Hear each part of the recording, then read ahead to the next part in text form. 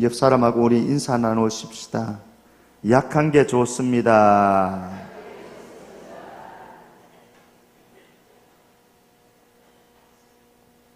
오늘 말씀 보면요, 그리스도께서 약하심으로 십자가에 못 박히셨다 말씀합니다.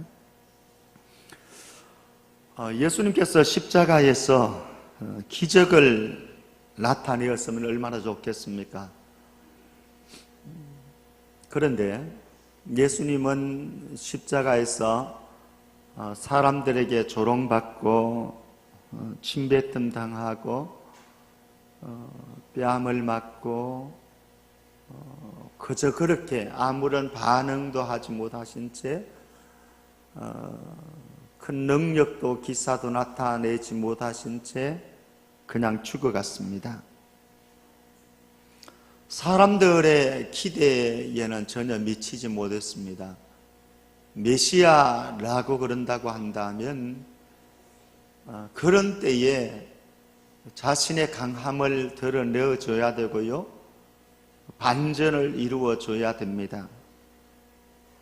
그런데 예수님께서는 사람들이 기대하고 사람들이 바라고 원하는 것은 하지 않고 침묵으로 일관하셨고 그저 몇 마디 말씀 남기시고 다 이루셨다 그렇게 말씀하시더니 세상 떠나시고 죽으셨습니다.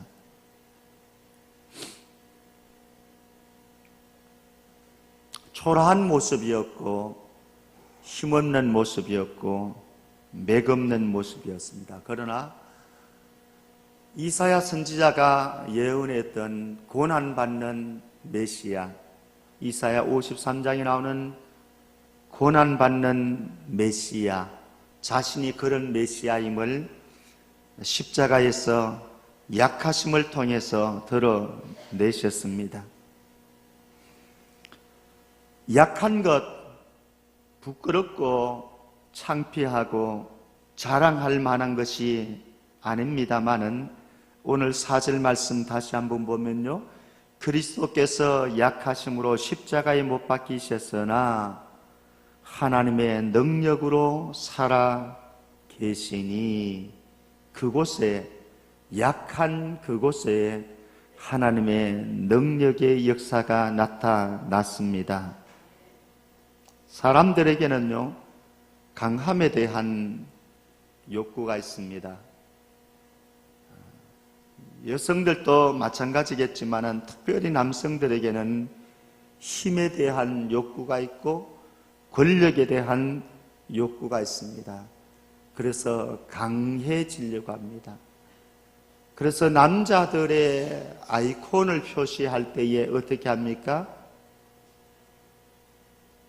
이렇게 하는 거였죠. 별로 나오는 게 없네요. 강함을 보여주려고 했고요. 그래서 남자는 절대로 눈물을 보여서는 안 돼. 남자는 강해야 돼. 그래서 사람들은 자신의 약함을 드러내려고 하지 않습니다. 단점, 결함, 실수들을 많이 가지고 있는 존재이지만은 결코 그것을 드러내려고 하지 않습니다. 저 깊숙한 곳에 감추고 이중, 삼중, 사중 포장해서 숨기려고 몸부림을 칩니다. 그 누가 병드는 게 좋겠습니까? 그 누가 무능한 게 좋겠습니까? 그 누군들 실수한 게 자랑스럽겠습니까?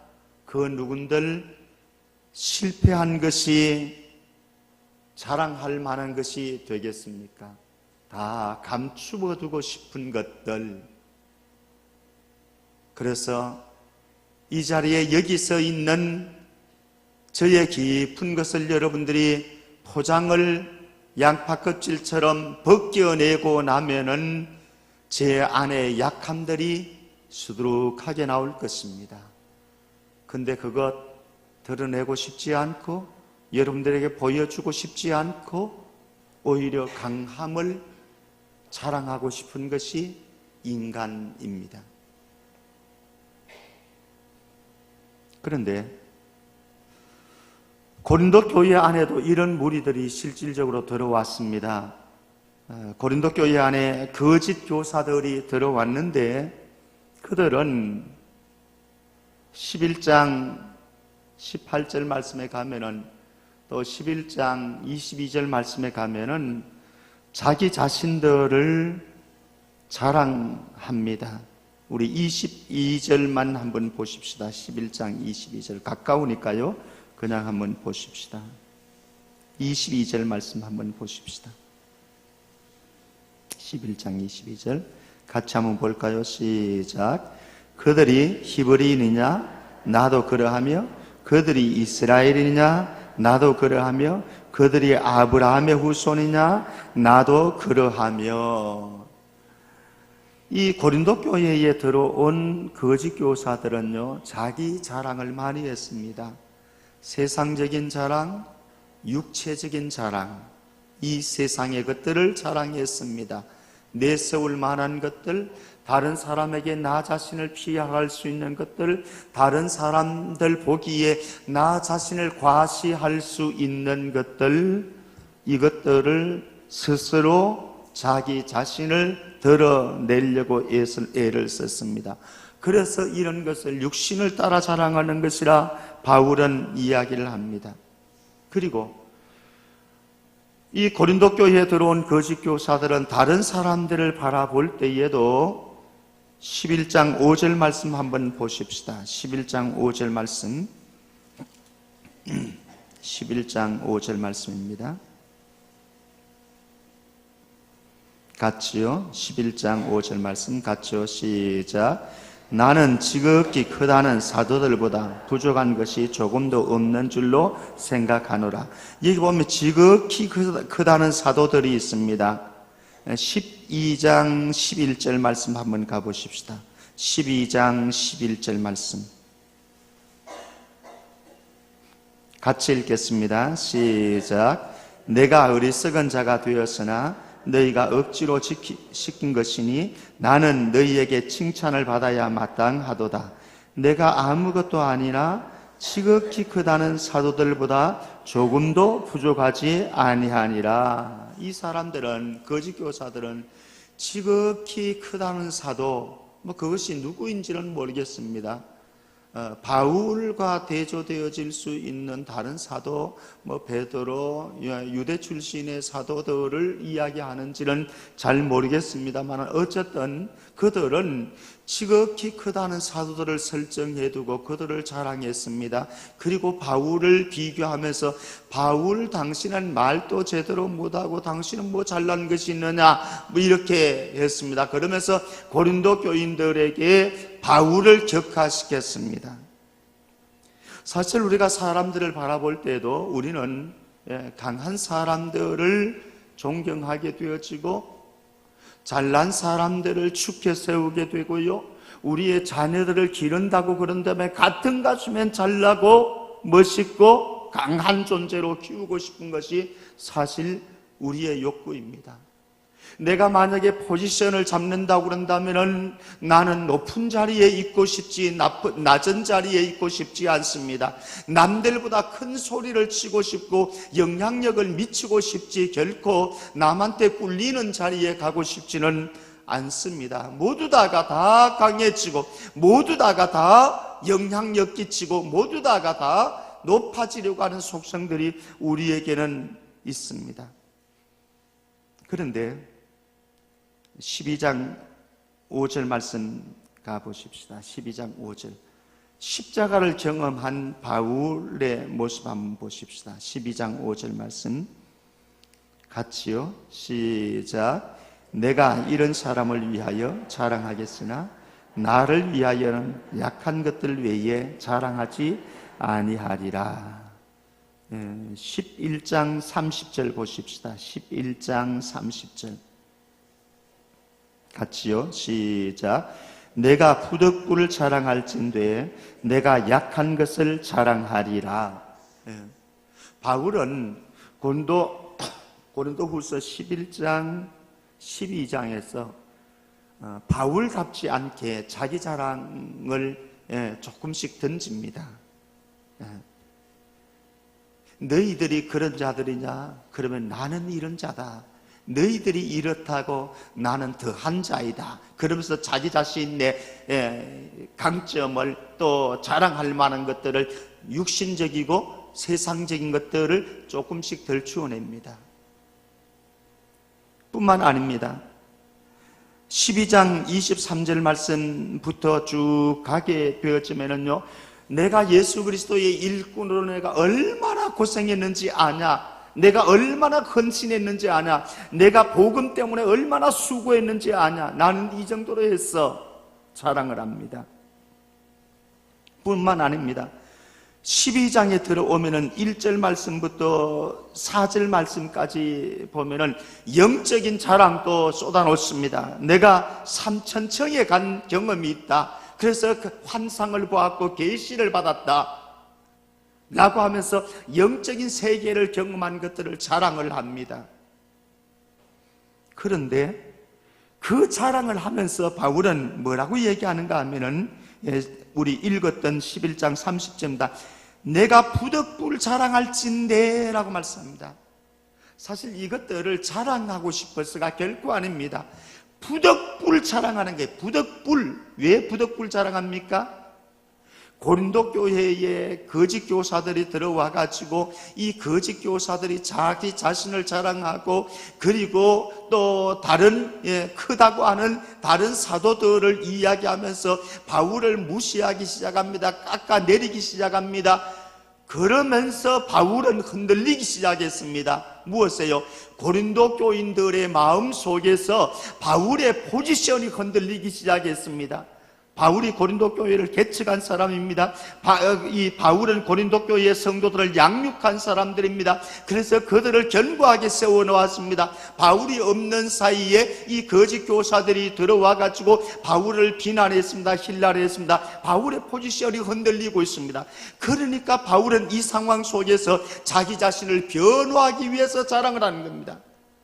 사도권을, 자신의 사도권을 변정합니다. 그러면서 이런저런 자랑거리를 내놓습니다. 그런데 바울은, 그러나 나는 십자가 외에는 이것들 정말로 자랑하고 싶지 않다 말을 합니다. 내가 이것저것 여러분들에게 내가 자랑하기는 했지만은 내가 이거 자랑하기 위해서가 아니다.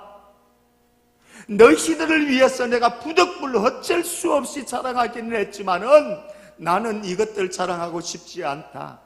나는 자랑하고 싶은 것이 십자가밖에 없다. 그런데 그 십자가는 어떤 것이냐? 이거는 하나님의 능력이었다.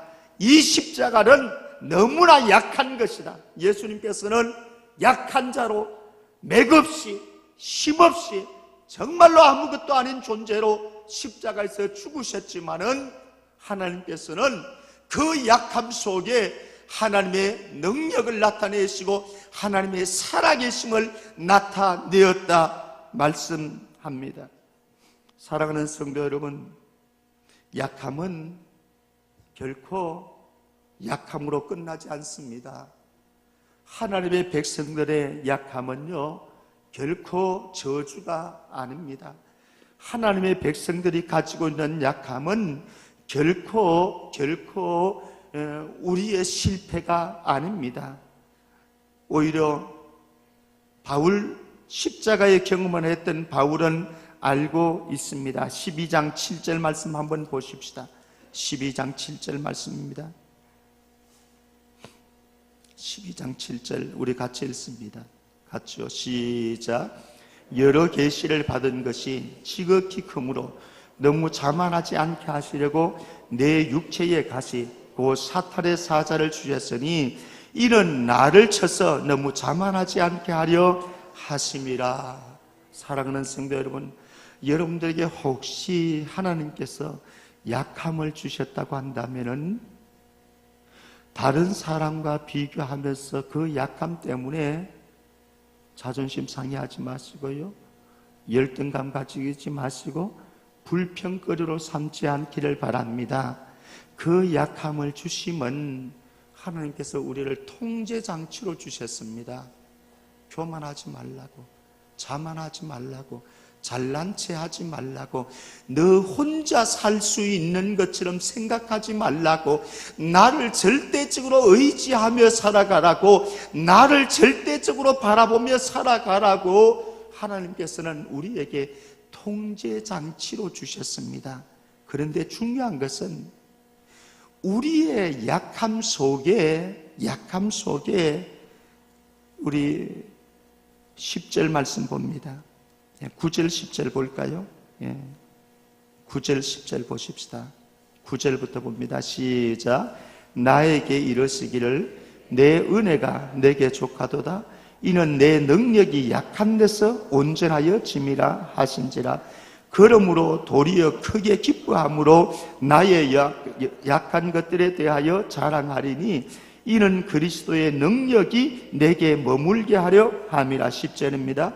그러므로 내가 그리스도를 위하여 약한 것들과 능력과 궁핍과 박해와 곤고를 기뻐하노니 이는 십자가를 경험한 바울, 약하게 죽으신 예수 그리스도를 십자가에서 발견한 바울은 이제 약한 것을 기뻐할 수 있는 사람으로 변화되었습니다. 사랑하는 성도 여러분, 저와 여러분들이 예수 그리스도 안에서 약한 자로 돌아갈 수 있기를 바랍니다. 우리 아무것도 자랑할 것이 없습니다. 자랑할 것이 있다고 한다면은 하나님, 나는 부족한 존재입니다. 나는 연약한 존재입니다. 나는 아무것도 아닙니다. 아무것도 아닙니다. 그저 주님이 내 안에 계시니까, 내가 그저 보배를 내 안에 모셨으니까 아무것도 아닌 내 자신이 빛나는 것처럼 보일 뿐입니다.